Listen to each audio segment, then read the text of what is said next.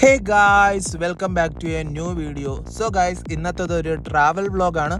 ഒരുപാട് നാളായി വിചാരിക്കുന്നു ഒന്ന് വേളാങ്കണ്ണി വരെ പോകണമെന്ന്. സോ ഒട്ടും ലേറ്റ് ആക്കിയില്ല. ഇപ്പോൾ നമ്മളുള്ളത് കൊല്ലം റെയിൽവേ സ്റ്റേഷനിലാണ്. എല്ലാ ആഴ്ചയും തിങ്കളും ശനിയും എറണാകുളത്തിൽ നിന്ന് തുടങ്ങി കൊല്ലം, തെങ്കാശി, നാഗപട്ടണം വഴി വേളാങ്കണ്ണി വരെ പോകുന്ന സ്പെഷ്യൽ ട്രെയിനിലാണ് ഞങ്ങൾ പോയത്. ഒരുപാട് നാൾ മുൻപ് ബുക്ക് ചെയ്തിരുന്നെങ്കിലും നമ്മുടെ കഷ്ടകാലം എന്ന് പറയട്ടെ, വെയിറ്റിംഗ് ലിസ്റ്റ് 1 മുതൽ 25 വരെയുള്ള ടിക്കറ്റാണ് നമുക്ക് കിട്ടിയത്. അപ്പോൾ തന്നെ മനസ്സിലായി കാണാം, നമ്മൾ ഏകദേശം 25 പേരോളം ഉണ്ട്.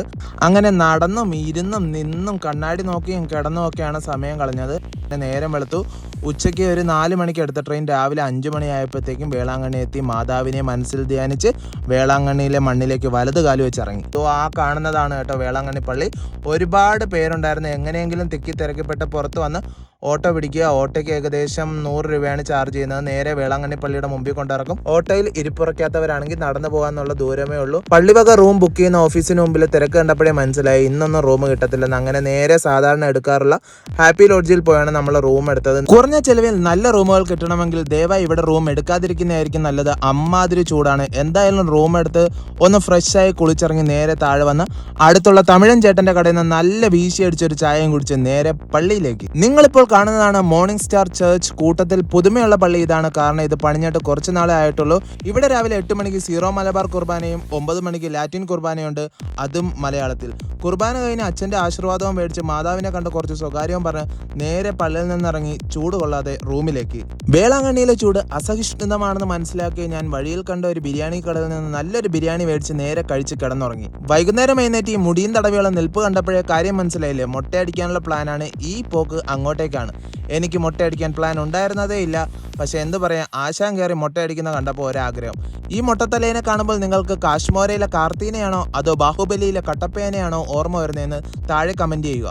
പിന്നെ രംഗാണ്ണന് ദൈവം അമ്പാനെ കൊടുത്താണൊക്കെ എനിക്കാകെ ദൈവം തന്നത് ഇവനെ മാത്രമാണ്. പിന്നെ ഒറ്റയ്ക്കാക്കണ്ടെന്ന് വിചാരിച്ച് ഞാനും കൂടി കയറി അങ്ങ് മുട്ടയടിച്ച്. എങ്ങനെയുണ്ട് ഗൈസ്? മുട്ടയടിച്ച് കഴിഞ്ഞാൽ കുളി മസ്റ്റാണ്. അങ്ങനെ നേരെ വേളാങ്കണ്ണി കടപ്പുറത്തേക്ക്. അലകൾ കാത്തു നിൽക്കുന്നത് തീരത്തെ പുൽക്കാനാണ്, സൂര്യൻ കാത്തു നിൽക്കുന്നത് ആഴിയിൽ അസ്തമിക്കാനാണ്. വിധി പോലും വിറച്ചുപോയി എന്ന KGF-ലെ ഡയലോഗും ഓർത്തുകൊണ്ട് നേരെ കടലിലേക്ക്.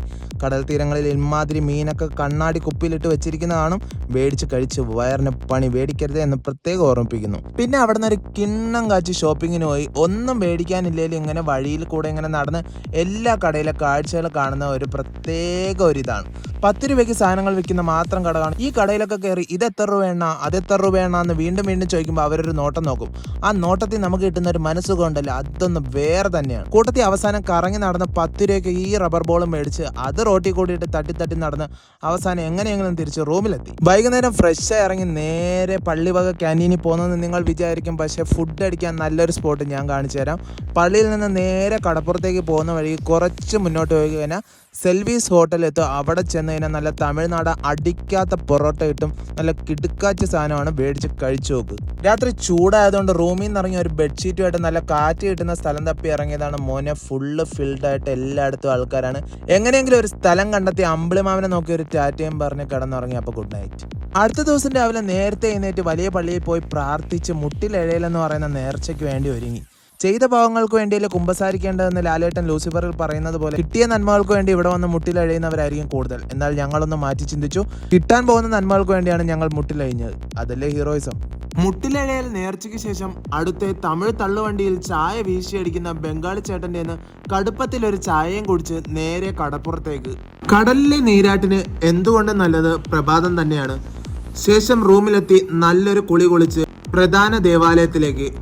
തമിഴ് കുർബാന കൂടി നേരെ പ്രഭാത ഭക്ഷണത്തിനായി പള്ളി ക്യാൻറ്റീനിലേക്ക്. ടോക്കൺ എടുത്ത് ഫുഡ് വന്ന് പൂരി വിചാരിച്ചതിനേക്കാൾ നല്ല കിടുക്കാച്ചി മോശമായിരുന്നത് കൊണ്ട് അടുത്ത ഓർഡർ ചെയ്തു സാമ്പാർ വട. എൻ്റെ മോനെ ഒരു രക്ഷയില്ലാത്ത ഐറ്റം.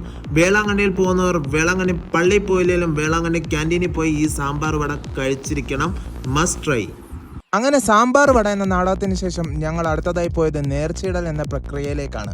ആദ്യമായി തന്നെ മുട്ടിലഴിഞ്ഞ് ചെല്ലുന്ന പള്ളിയിലാണ് ചെന്നത്. ഇവിടെയാണ് മാതാവ് ആദ്യമായി പ്രത്യക്ഷപ്പെട്ടതെന്ന് കരുതപ്പെടുന്നു. ഇവിടെ ഒരു അത്ഭുത കിണറൊക്കെ ഉണ്ട്. സോ ആഗ്രഹങ്ങളൊക്കെ പറഞ്ഞ് ആദ്യം നേർച്ചയിട്ട് ആ പള്ളിയിൽ നിന്ന് തന്നെ തുടങ്ങി. പിന്നെ അവിടെ നിന്ന് ഇറങ്ങി നേരെ മോർണിംഗ് സ്റ്റാർ പള്ളിയിലേക്ക്. ഇവിടെയാണ് മലയാളം കുർബാനകൾ നടക്കുന്നത്.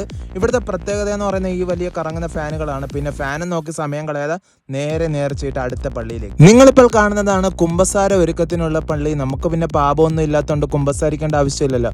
അതുകൊണ്ട് നേർച്ചയിട്ട് നേരെ ഏറ്റവും വലിയ ബസിലിക്ക പള്ളിയിലേക്ക്. ഈ പള്ളിക്ക് രാജകീയമായ ഒരു ടച്ച് ഉണ്ട്. അതുകൊണ്ട് തന്നെ അത് നോക്കി നിൽക്കാതെ അവിടെ നിന്ന് നേർച്ചയിട്ട് നേരെ തൊട്ട് മുകളിലുള്ള ഡബിൾ ഡക്കർ ബസ് പോലത്തെ പള്ളിയിലേക്ക് കയറി ചെന്നു. അവിടെ ചെന്നപ്പോഴാണ് വേറെ ഏതോ അറിയാത്ത ഭാഷയിലാണ് കുർബാന നടക്കുന്നത്.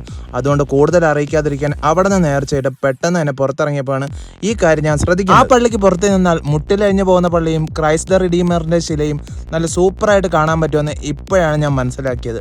പിന്നെ അവിടെ നിന്ന് നേരെ പോയത് അടുത്ത പള്ളിയിലേക്കാണ്. ഇവിടെയാണ് മാതാവ് രണ്ടാമതായി പ്രത്യക്ഷപ്പെട്ടതെന്ന് കരുതപ്പെടുന്നു. അവിടെ നിന്ന് നേർച്ചയിട്ട് മാതാവിൻ്റെ ശ്രൈനിലേക്ക്.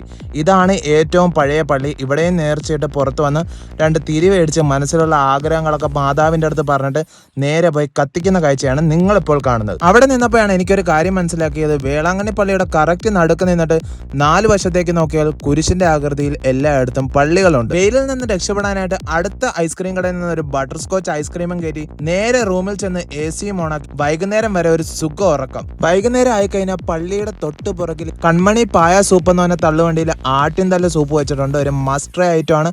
അങ്ങനെ സൂപ്പും കുടിച്ച് നേരെ റൂമിൽ വന്ന് ബാഗും എടുത്ത് നിന്ന ഹോട്ടലിനെ നോക്കി ഒരു ബൈ കാണിച്ച്, കണ്ട മാതാവിനെ നോക്കി ഒരു ബൈ കാണിച്ച്, വന്ന വേളാങ്കണ്ണിനെ നോക്കി ഒരു ബൈ കാണിച്ച് നേരെ ട്രെയിനിലേക്ക്. തിരിച്ചു വരാനുള്ള ട്രെയിൻ ടിക്കറ്റ് മുൻപേ കൺഫേം ആയതിനാൽ നിൽക്കേണ്ടിയോ ഇരിക്കേണ്ടിയോ തിക്കേണ്ടിയോ തിരക്കേണ്ടിയോ വന്നില്ല. കൃത്യം 6 മണിക്ക് എടുത്ത ട്രെയിൻ കാടും മലയൊക്കെ കടന്ന് രാവിലെ ഏകദേശം 8 മണിയോളം ആയപ്പോൾ കൊല്ലം സ്റ്റേഷനിൽ എത്തിച്ചേർന്നു. ഈ യാത്രയിൽ സംരക്ഷിച്ച മാതാവിന് നന്ദി. അടുത്ത വീഡിയോയിൽ കാണുന്നത് വരെ ബായ്.